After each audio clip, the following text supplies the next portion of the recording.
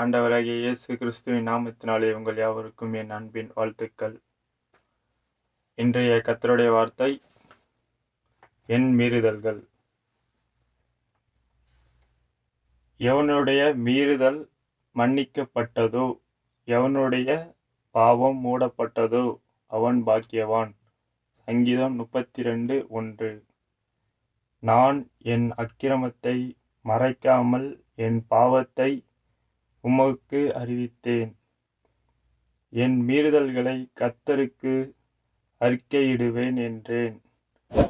தேவரீர் என் பாவத்தின் தோஷத்தை மன்னித்தீர்.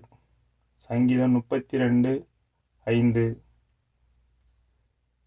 இன்றைய கர்த்தருடைய வார்த்தையை கேட்ட பார்த்த உங்கள் யாவரையும் கர்த்தர் தாமே ஆசீர்வதிப்பாராக.